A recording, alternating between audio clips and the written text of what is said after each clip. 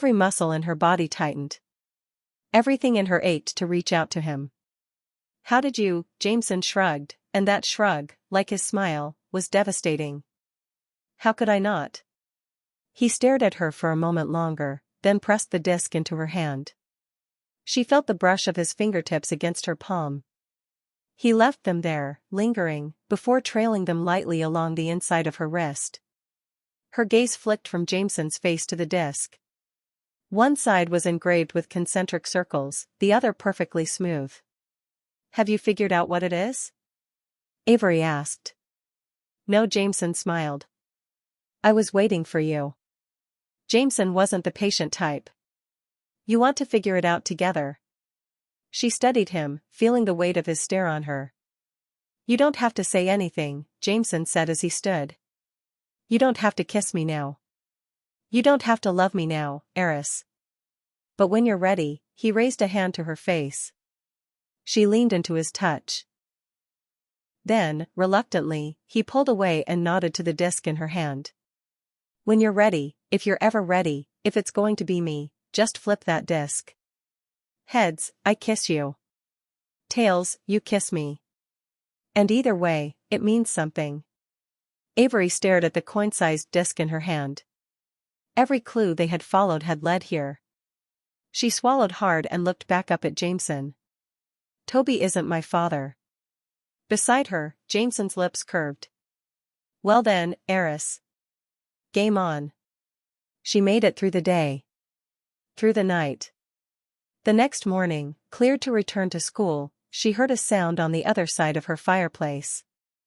Jameson again, she thought. She moved to the mantel and pulled the candlestick forward, but it wasn't Jameson who stepped through. "Thea?" Avery asked, confused. She had no idea what Thea was doing in Hawthorne House or why she had come through the passage. Then she noticed Oren in the hall. Even with Skye and Ricky in prison, he had been staying close. "Don't say anything," Thea said quickly. "I need you to come with me." "It's Grayson." "Grayson?" Avery repeated. She hadn't seen him since waking up.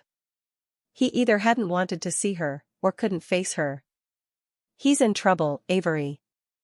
Thea's eyes were red, like she'd been crying. That scared Avery. Thea wasn't the kind of person who cried.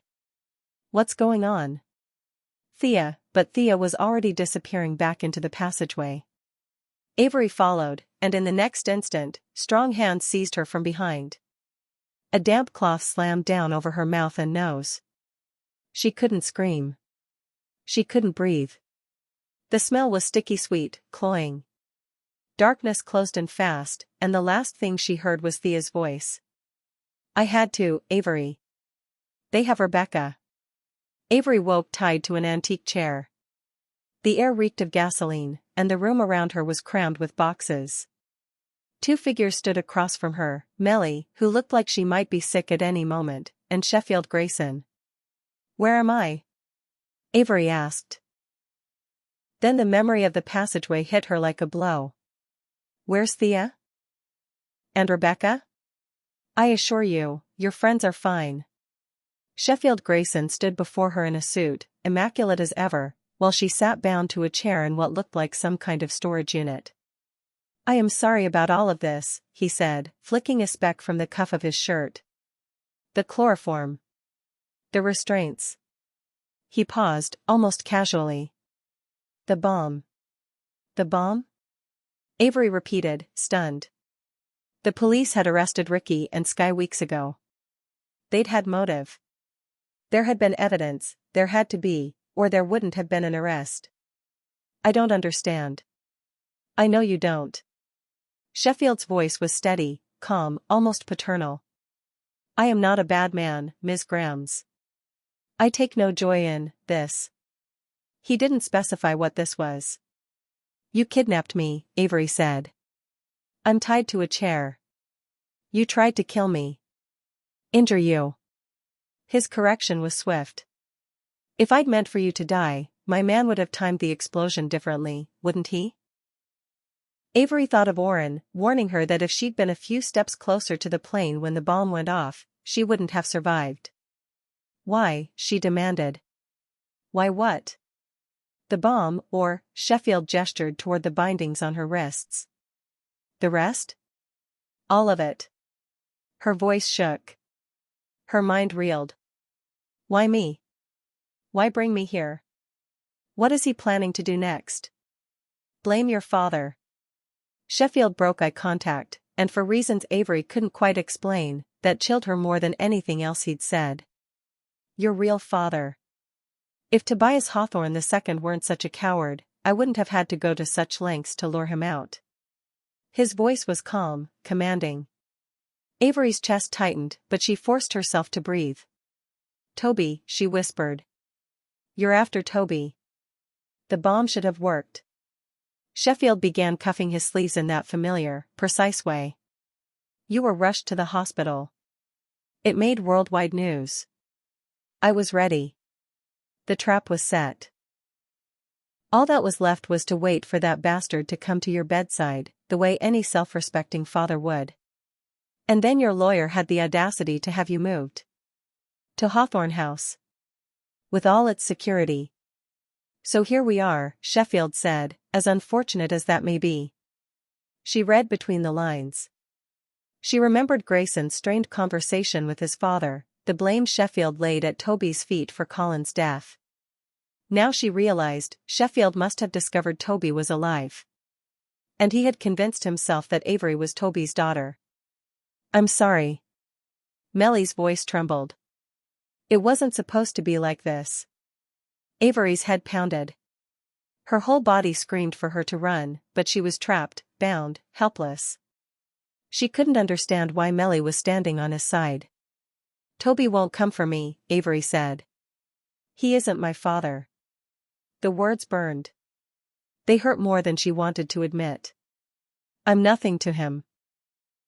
I have reason to believe he's in town, Sheffield replied coldly. He stuck his head out of whatever hole he's been hiding in long enough for me to verify it. You are his daughter. He will come for you. It was like he couldn't hear her. I'm not his daughter. Her voice cracked. I want to be. But I'm not. Sheffield's eyes, Grayson's eyes, achingly familiar, settled on her. I have a DNA test that says otherwise. Avery stared at him, confused. That isn't possible. Elisa had already done a DNA test. It had proven Ricky was her father. Which meant Toby wasn't. I don't understand. And she truly didn't.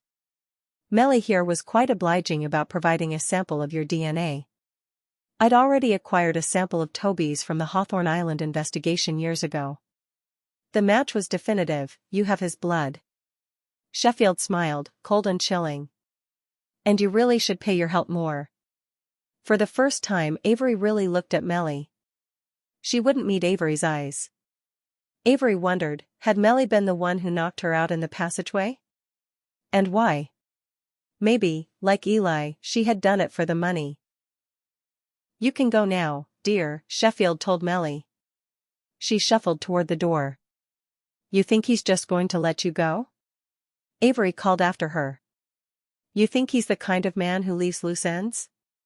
Avery didn't know Sheffield, and she didn't really know Mellie either, but she couldn't let Mellie walk out and leave her alone with him. What do you think Nash would say if he knew? Avery pushed. Mellie hesitated, just for a moment, then kept walking. Avery's heart pounded as the sound of Mellie's footsteps faded away. And now, we wait, Sheffield said. Avery knew Toby wasn't coming. Sooner or later, her captor would realize that, and when he did, he couldn't possibly let her go. What makes you think Toby's close by? Avery tried to keep her voice steady. How would he even know that you took me? Or where to come? I left clues, Sheffield said. A little game for your father to play. I understand Hawthorns are prone to such things. What kind of clues? She pressed. No answer. How did you send clues to him if you don't even know where he is? Again, silence. She knew it was useless. Toby had told her to stop looking for him. He had been hiding for decades. She wasn't his daughter. He wasn't coming. That thought rang in her mind over and over again, until she heard footsteps. Not Melly's. These were heavier. Ah. Sheffield inclined his head, stepping closer. He reached out, slipping 2 fingers beneath her chin and tilting it upward. It's important you know, Avery, this wasn't personal. She jerked back, but it was useless. She was bound, trapped. And the footsteps were drawing nearer. Someone was coming for her. But probably not the person Sheffield expected. What if you're wrong? Avery asked quickly. What if the person who followed the clues wasn't Toby? What if it's Jameson? Xander? Grayson? The sound of his son's name gave Sheffield pause. His eyes shut briefly, then opened again. These were my nephew's things, he muttered. He turned toward the front entrance of the storage unit, pulling a gun from inside his suit jacket. The footsteps stopped. A man stepped into view. He had shaved since the last time she'd seen him, but he was still wrapped in layers of worn, dirty clothes. Harry. The wrong name. She knew that. But she couldn't bring herself to say Toby. Tears welled in her eyes as she realized he had come for her. Harry looked past Sheffield Grayson, past the gun, straight at her. Horrible girl. Toby's voice was unexpectedly tender. He had called her many things over chess games. Let her go, he told her captor. Sheffield Grayson smiled, his gun steady. Ironic, isn't it? Her son carries the name Hawthorne, and your daughter doesn't. And now, he stepped slowly out of the storage unit toward Toby. I'm the one holding the match. She didn't see a match, but he had a gun, and the place reeked of accelerant. If he fired, the whole building would go up in flames. Get in there, Sheffield ordered. Toby obeyed without hesitation. Avery isn't my daughter, he said evenly. He claims he has a DNA test, Avery told Toby, stalling for time, desperate to think of a way out before everything ignited. A few feet away, Tobias Hawthorne too allowed his gaze to flick briefly from Sheffield, and the gun. Queen to rook 5, he said softly. It was a chess move, one Avery had used against him in their last game as misdirection. Her mind caught hold of it now. He's going to distract Sheffield. She tested the bindings on the antique chair that held her. They were just as tight as before, but adrenaline surged through her. People had been known to lift cars off toddlers in moments of crisis. With enough pressure, could she snap the chair's arms? I told you. Toby turned back to Sheffield, voice steady. Avery is not my daughter. I don't know what kind of DNA test you think you have, but when Hannah was pregnant, I hadn't seen her in years. Avery forced herself to focus on the chair instead of his words, working the restraints against the thinnest part of the wood. You came for the girl. Sheffield's voice had hardened. You're here. His tone dropped. You're here, and my nephew is not. It was an accusation. And Sheffield Grayson was judge, jury, and executioner. He hated you, Toby shot back. He was going to be great, Sheffield said intently. I was going to make him great. Toby didn't flinch. The fire was Colin's idea. I kept saying I wanted to burn everything down, and he dared me to put my money where my mouth was. You're a liar. Avery jerked her arms upward, again and again, throwing her full weight into it. At last, the right arm of the chair gave way with a sharp crack. The sound was loud enough that she expected Sheffield to turn, but his attention was locked entirely on Toby. Colin dared me, Toby repeated. But it wasn't his fault I took the dare. I was angry. Hi. And the house on Hawthorne Island meant something to my father. I was going to make sure everyone was clear of it. We were supposed to watch it burn from a distance. The second arm of the chair splintered free just as Toby raised his voice. We didn't count on the lightning. Sheffield Grayson stalked toward him, fury burning in his eyes. My nephew is dead. He burned, because of you. The place reeked of accelerant. Avery knew, deep down, exactly why. I am what I am, Toby said evenly. If you want to kill me, I won't fight it. But let Avery go. Sheffield's eyes, Grayson eyes, shifted toward her. I am truly sorry, he said quietly. But I can't leave any witnesses. Unlike some people, I don't intend to disappear for decades. My family deserves better than that. What about Melly? Avery asked, stalling. Or the man you had plant the bomb? You don't need to worry about that. Sheffield leveled the gun at Toby. His calm never wavered. He's going to kill us both, Avery realized. She was going to die here, with Toby Hawthorne. No. She surged to her feet. Fighting was pointless, but what else could she do? Avery launched herself forward. The gunshot rang out instantly, deafening. She braced for the explosion, for fire to consume her. Instead, Sheffield Grayson crumpled to the ground. Melly stepped into view, wide-eyed and trembling, a gun clutched in her hands. I killed him. Her voice shook. He had a gun. He was going to, and easy, Toby murmured. He gently pried the gun from her hand. Melly let him. What just happened? Avery's thoughts spun as she avoided looking at the body, Grayson's father, on the floor. She stumbled out of the storage unit. I don't understand. It was the biggest understatement of her life. You sold me out, Melly. You left. Why would you? It wasn't supposed to be like this. Melly shook her head, trembling as though she couldn't stop. And we didn't sell you out. This was never about the money. Who's we? Toby asked. In answer, Melly swallowed hard. She reached up to her eye, peeled out a contact lens, and revealed a vibrant blue iris, rimmed with amber at the center. Just like Eli's. My brother and I agreed that I should be the one to wear contacts, Melly admitted, voice unsteady. Eli's your brother, Avery breathed. Her mind raced. He staged a threat against me so he could stay close. Then he leaked information about Toby to the press. And it wasn't supposed to be like this, Melly repeated. We just wanted to flush Toby out of hiding. We just wanted to talk. When Mr. Grayson offered his assistance, you kidnapped me for him, Avery said flatly. No. Melly blurted. Then faltered. I mean, kind of. She shook her head hard. After Grayson and Jameson went to see him in Arizona, Sheffield sent a man to follow them to True North. To watch them. Avery remembered the professional in the woods, the one Oren had chased after pulling her out of the tub. Eli caught the guy, Melly continued. He tackled him. And then? They talked. About me? About Toby? Avery pressed. Melly didn't answer either question. We didn't know who the man was working for, Melly said. Not at first. But we all wanted the same thing. So Eli leaked those pictures.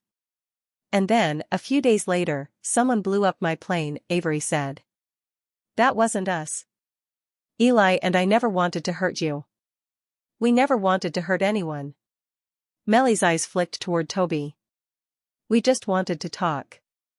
Why? Avery demanded. Melly didn't answer. Now that she'd looked at Toby, she couldn't seem to look away. Do I know you? He asked quietly. Melly dropped her gaze. You knew my mother. The world tilted beneath Avery's feet. Sheffield said he had a DNA test linking me to Toby. But Toby's not my father. It wasn't my DNA. This is my mom. Melly pulled out her phone and showed Toby a picture. I don't expect you to remember her. I'm pretty sure she was just another wild night out for you that summer. The summer he died, Avery thought. Across from her, Toby studied the photo. Avery remembered Zara saying that Tobias Hawthorne's investigators had questioned at least one of the women Toby had slept with that summer. Sheffield said you gave him a DNA sample to test. He was certain I was Toby's daughter, Avery said. She looked at Toby. But I'm not. Am I? Not by blood. Toby held her gaze for a long moment, then turned to Melly. You're right. I don't remember your mother. I was 5, Melly said. Eli was 6. Our parents were in a bad place, and suddenly, Mom was pregnant. She didn't know your name. She didn't know the kind of money you came from. But you figured it out? Avery asked, unable to look away from her. Elisa had once told her that Melly was one of the people Nash had pulled out of bad circumstances. Avery had never known what those circumstances were, but it couldn't be coincidence that both Melly and her brother had ended up working for the Hawthorns. How long had they been planning this? You said your mother was pregnant, Toby said. Did she have the child? The child, Avery thought. His child. The DNA Melly gave Sheffield Grayson wasn't mine, it was hers. My sister, Melly said softly. Her name is Evelyn.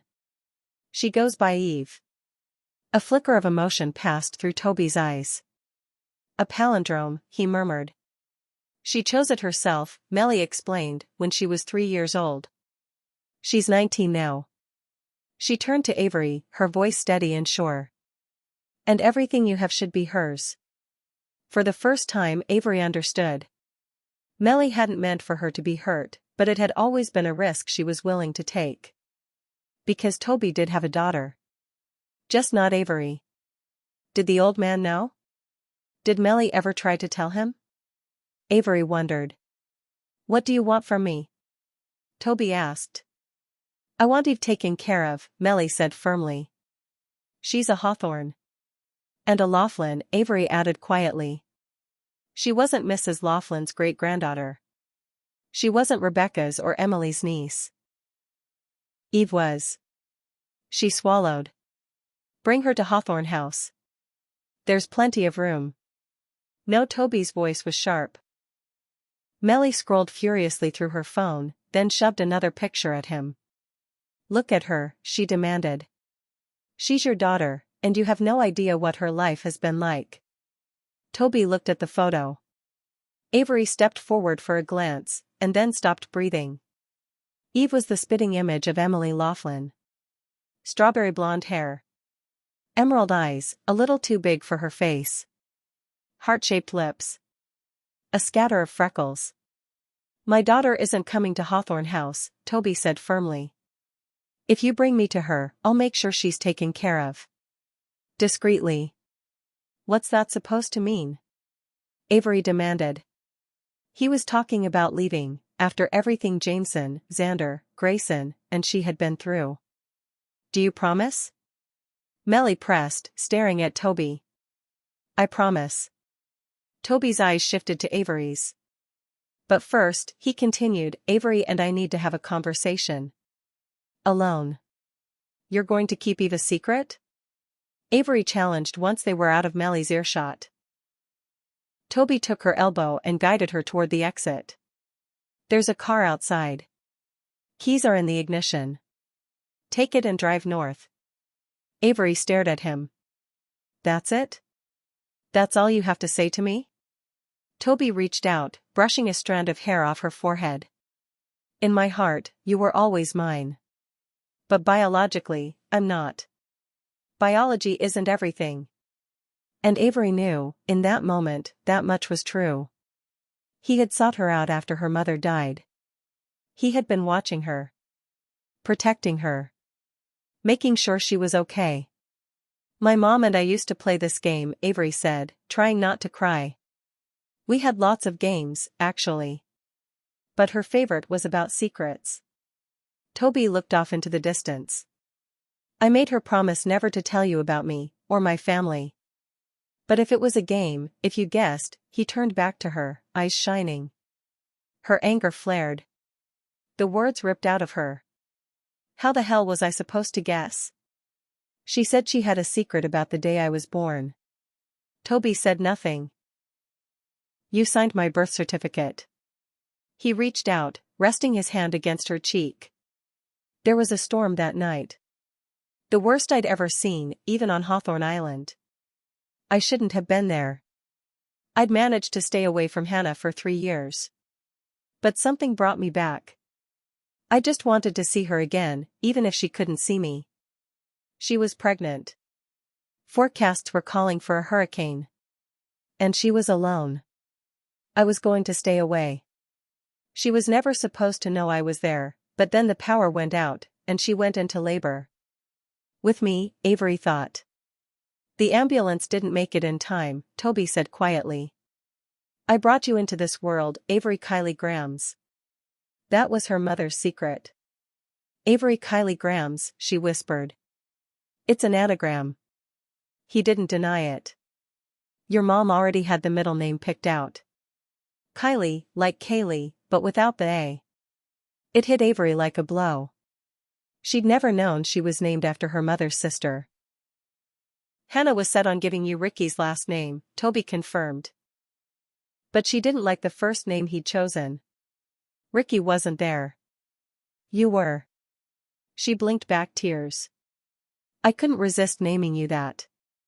After all, he was a Hawthorne. You chose my name. You suggested Avery, she said. A very risky gamble. What I took that night.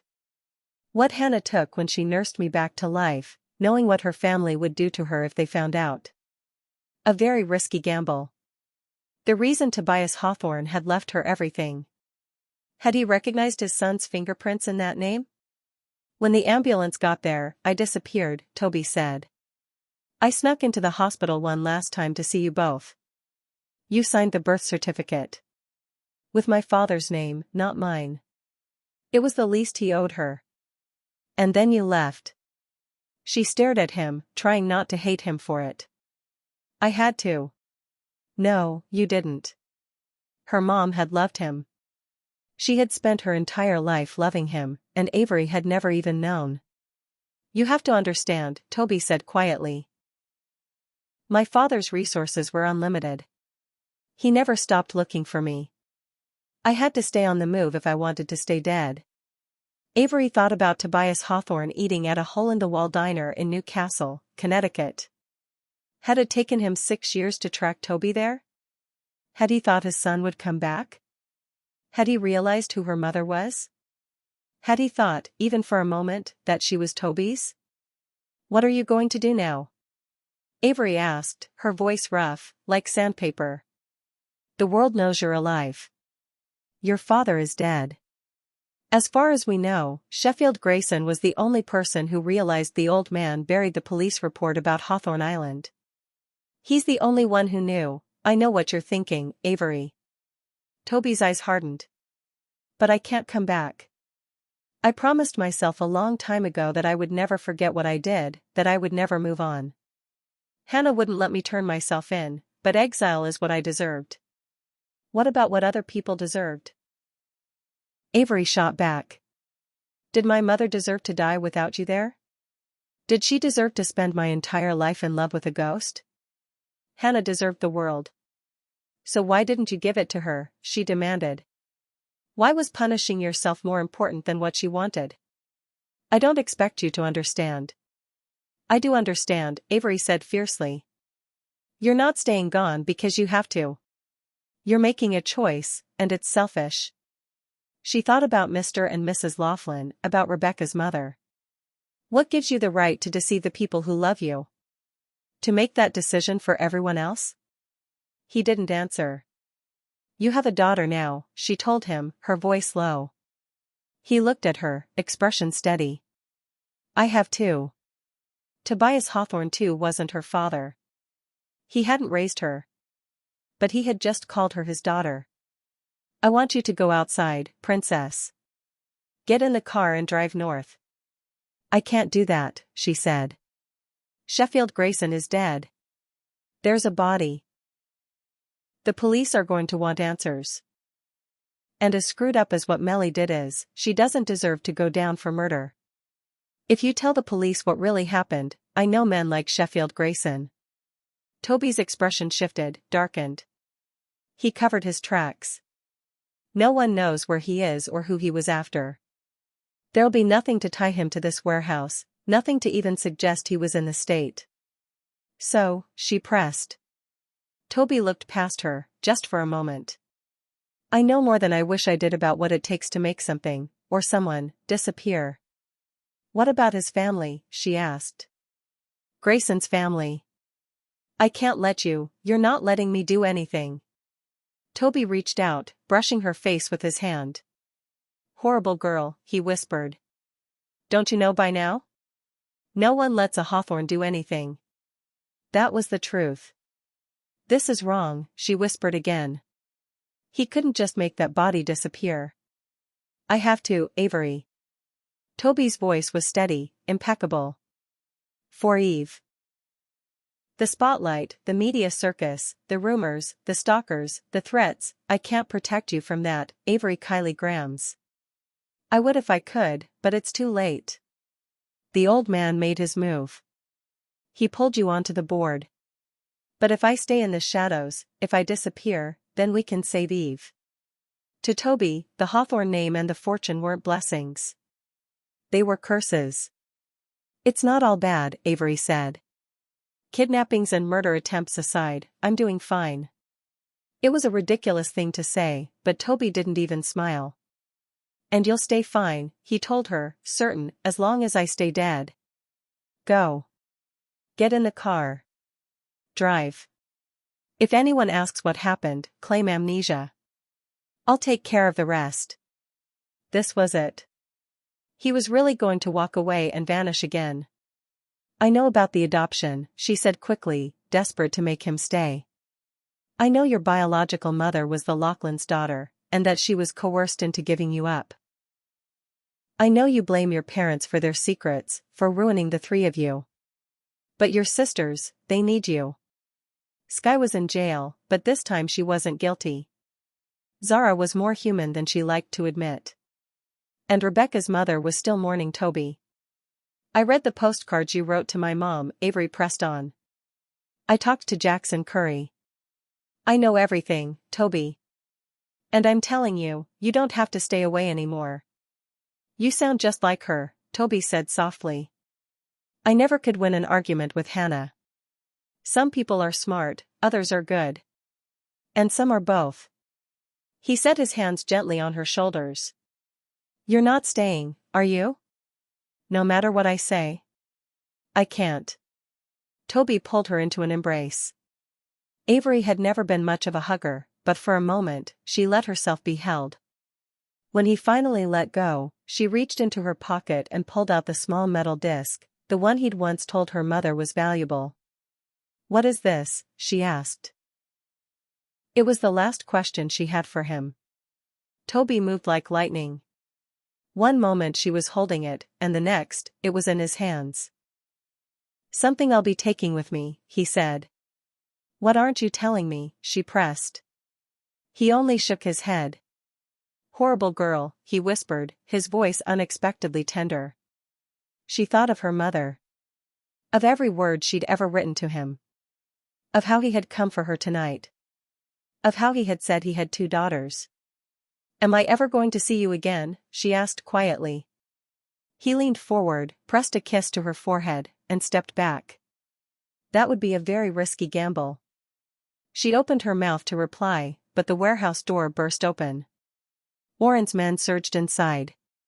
Her head of security stepped swiftly between her and Toby, his gaze cold and dangerous as it locked onto Tobias Hawthorne's only son. I think it's time we had a little talk. Avery couldn't hear whatever words passed between Orrin and Toby. She was ushered into the SUV, and when Orrin finally slid into the driver's seat a few minutes later, she noticed he'd left several of his men behind. Her thoughts flickered to Sheffield Grayson, dead on the floor, and to Toby's plan for that body. Is disposing of corpses part of your job description? She asked. Orrin's eyes met hers in the rearview mirror. You want a real answer to that? She turned her gaze to the window instead. The world blurred past as the SUV picked up speed.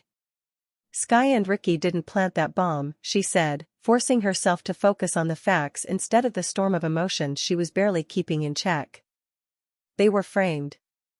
This time Orrin replied evenly, Sky had already tried to have you killed once.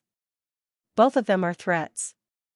I suggest we let them cool their heels in prison, at least until your emancipation goes through. Once she was legally an adult, once she wrote her own will, Ricky and Sky would gain nothing from her death. Rebecca. The name hit her all at once, and she lurched forward. Thea helped Melly abduct me because someone had Rebecca. It's been handled, Oren assured her. They're fine. So are you. The rest of the family is none the wiser. From his tone, you'd think this was business as usual. Was it like this for the old man? She asked. Or am I just lucky? Her thoughts slipped back to Toby, and the way he'd sacrificed himself to spare Eve from this life. Mr. Hawthorne had a list, Oren said at last. He took his time with the words. It wasn't like yours. He had enemies. Some of them had resources, but by and large, we knew what to expect. Mr. Hawthorne had a way of seeing things coming.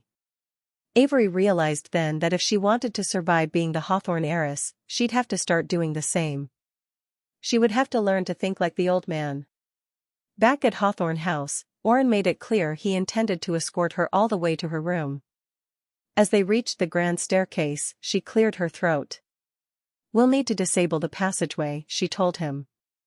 Permanently. She paused before Tobias Hawthorne's portrait. Not for the first time.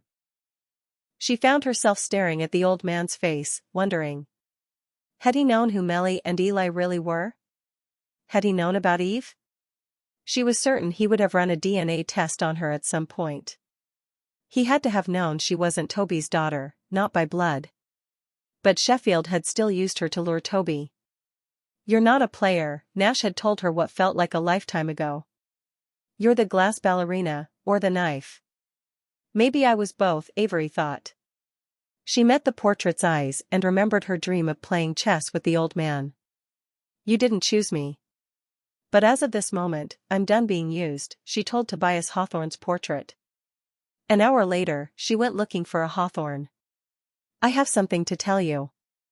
Xander was in his lab, a hidden room where he built machines that accomplished simple tasks in the most complicated ways. Something to tell me? He asked. Is it possible you've mistaken me for one of my brothers? Because people don't usually tell me things. He was tinkering with a miniature catapult mechanism, part of an elaborate chain reaction only Xander's brain could design. This was your game. The old man left it to you, she said. Or so it appeared at first. Xander set a metal ball on the catapult. What do you mean? She asked. Jameson had laser focus. Grayson always finishes what he starts. Even Nash, he might take the scenic route, but he's wired to go from point A to point B. But me? Xander gave a small shrug. I'm not wired that way.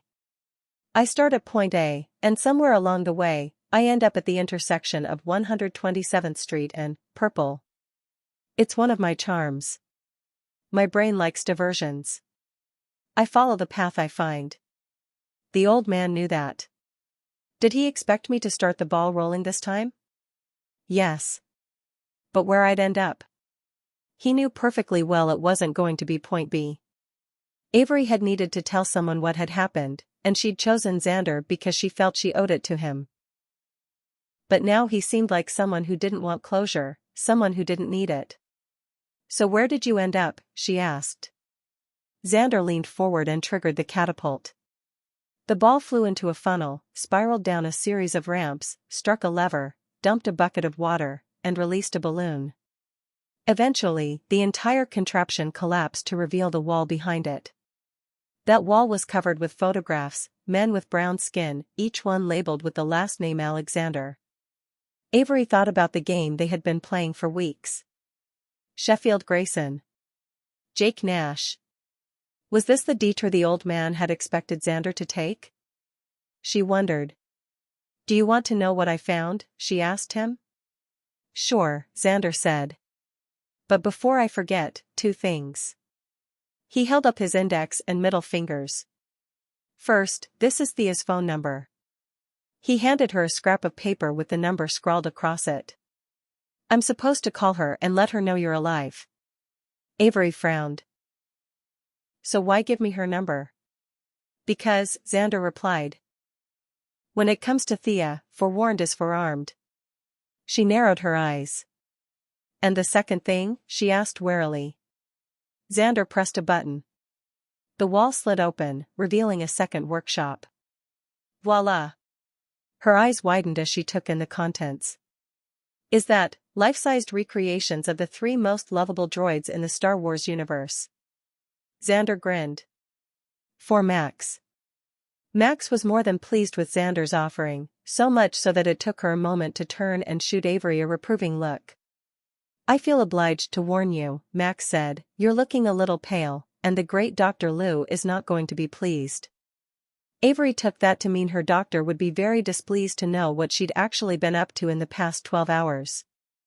Thank you. Avery waited until Max met her eyes before continuing. For bringing your mom here.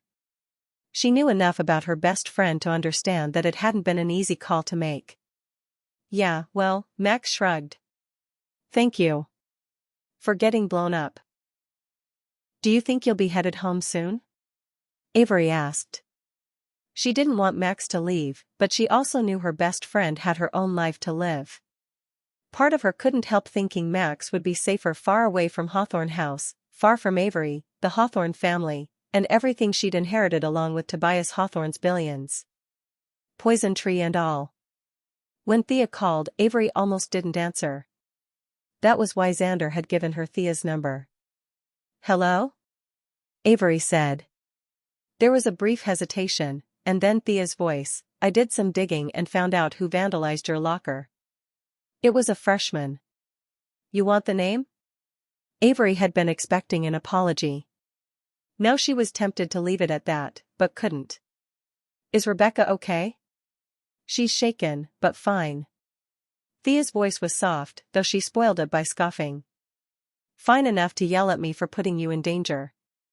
Yeah, well, Avery shrugged, even though Thea couldn't see her. Rebecca's one to talk. The fact that she could joke about this was proof of how far things had come between her and Rebecca. I had a choice. Thea's voice trembled. She was diabolical, complicated, but not evil. I had to choose her. Can you understand that, Avery? For me, it's always going to be Rebecca. She doesn't believe that, but no matter how long it takes, I'm going to keep choosing her. Avery had never truly understood what it felt like for one person to be your everything, to look at them and just know. She had never believed herself capable of that. She hadn't wanted to be. When Thea and she hung up, Avery went to see Grayson. She told him what had happened to his father, but not about Eve. The entire time, his face was like stone. You look like you want to hit something, she told him. He shook his head. She made him look at her. How about swinging a sword? Grayson corrected her stance. Let the blade do the work for you, he reminded her, and in that moment, she was reminded of more. Of the first day she'd met him. How arrogant he'd been, so sure of himself and his place in the world. She thought about the first time she'd caught him really looking at her, the way he'd told her she had an expressive face. She thought about bargains struck, promises made, stolen moments, and words whispered in Latin. But mostly, she thought about the ways the two of them were alike. I had a dream, she told him. When I was in the coma.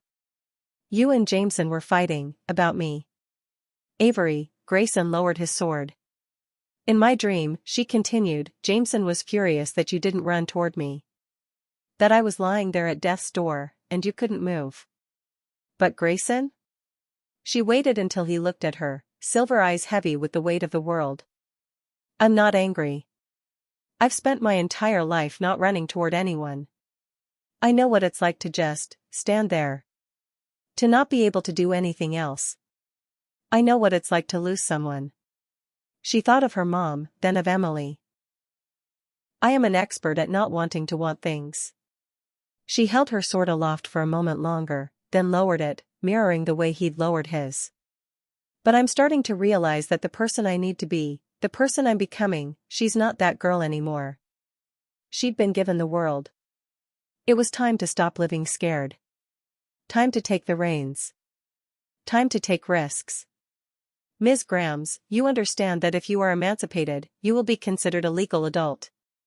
You will be responsible for yourself. You will be held to adult standards. You are literally signing away the rest of your childhood. In the past 6 weeks, she'd been shot at, blown up, kidnapped, and paraded around as the living, breathing embodiment of a Cinderella story. To the world, she was a symbol, a sandal, a mystery, a curiosity, a fantasy. To Tobias Hawthorne, she had been a tool. I understand, Avery told the judge. And just like that, it was done. Congratulations, Elisa said as they stepped out of the courthouse. Warren's men cleared a path through the paparazzi, and Avery climbed into the SUV. You're an adult. Elisa sounded pleased with herself. You can write your own will. Avery leaned back in her seat, thinking about how carefully her lawyer had managed her public image, how much she wanted the world to believe the firm was in control. She smiled. I can do a lot more than that. 3 hours later, she found Jameson on the roof. He was holding a familiar knife in his hands. He faked like he might toss it to her, and her heart sped up. His eyes met hers, and it sped up even more. I have a lot to tell you. The wind caught her hair, whipping it around her face. I met Toby, face to face. He has a daughter, but it's not me. She looks just like Emily Laughlin. Jameson's green eyes darkened, fathomless. I'm intrigued, heiress. Avery reached into her pocket and pulled out a coin. The weight of it felt more dangerous than riding on the back of a motorcycle, more reckless than speeding down a racetrack.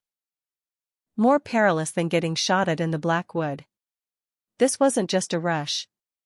This was a risk, one the old Avery never would have taken. Her eyes locked on Jameson's as she uncurled her fingers, revealing the coin in her palm. Toby took the disc, she said.